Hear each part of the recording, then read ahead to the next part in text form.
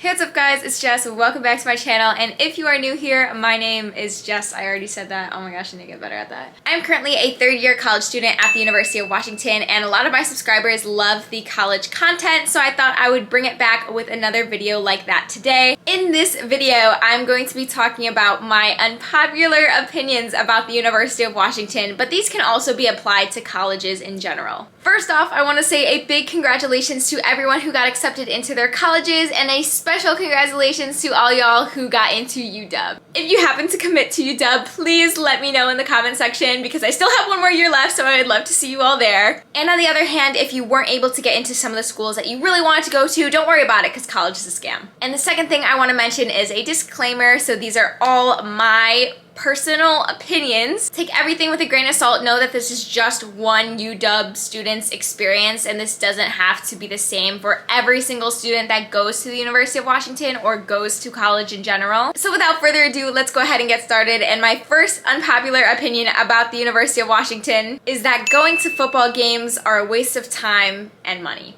First off, it's pretty expensive in the sense that it's not a worthy investment of your money. You're paying $150 to watch UW lose in the freezing cold and pouring rain. Which gets into my next point, and that is the weather conditions in the state of Washington during the football season are not ideal. I think I've been to one football game in the entirety of me being a student at UW where it hasn't been freezing cold or pouring rain or both. But other than that, all of the other games have been like that.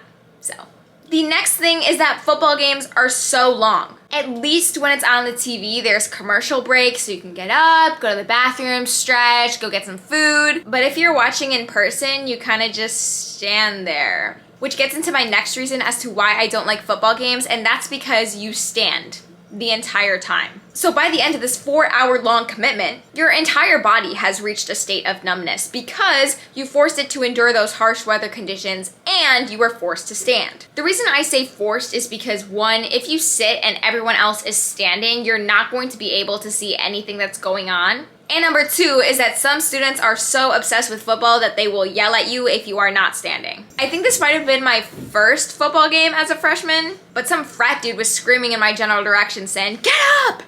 What are you doing? Get up and get home!" Like, okay, Tyler, relax. It's not my fault that you failed your writing skills assessment to get into the Foster School of Business, okay? So don't project all of that onto me. And if that wasn't enough to convince you, unfortunately, the UW football team has been declining over the years since I first attended this school. Out of 12 games, the UW football team has lost 8 of those in their 2021 season, lost 26-16 to Oregon, and 40-13 to Wazoo.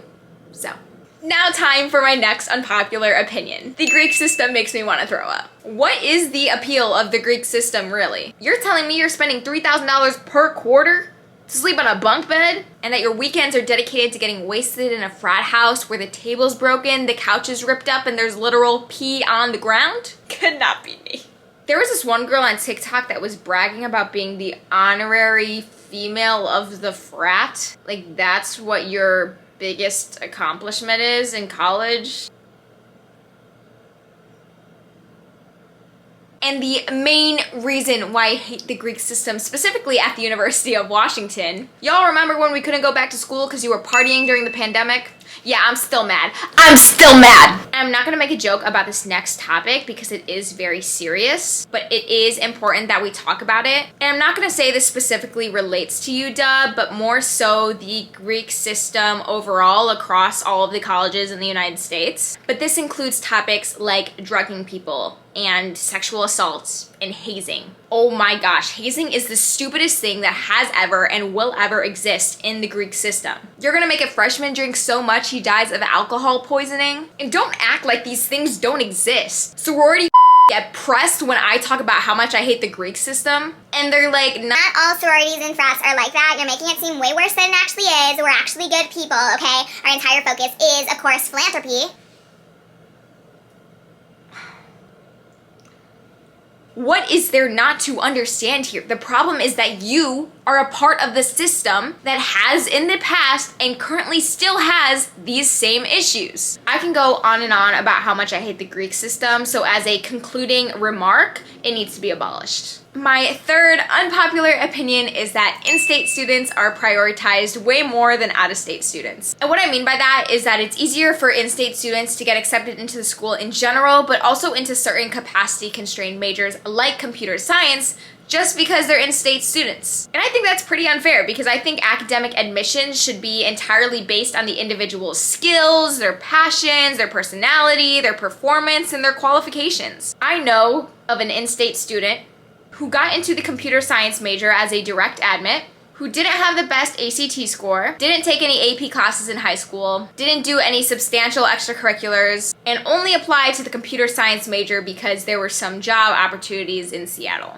And those are some of the people that get into the major over out-of-state students who are actually qualified and are actually passionate about computer science. Now, I don't want this to come across as the fault of the in-state students because it's not. Of course, there is a huge incentive to go to a school in your state because it's either the cheapest option or you get the most amount of money in aids and scholarships. But this wouldn't be an issue if college or education in general was free, or at the very least, a lot less expensive than it is right now. Why is student debt a thing? That way students can commit to a school where money is not the deciding factor and getting accepted into the major knowing it's based on their qualifications as a person rather than which state they reside in. My fourth unpopular opinion is that the education system at the University of Washington is not great, and the only reason it looks good is because of the abundance of research. Every student is given the opportunity to participate in undergraduate research at the University of Washington, which I think is great and I highly, highly recommend. However, the current education system at the University of Washington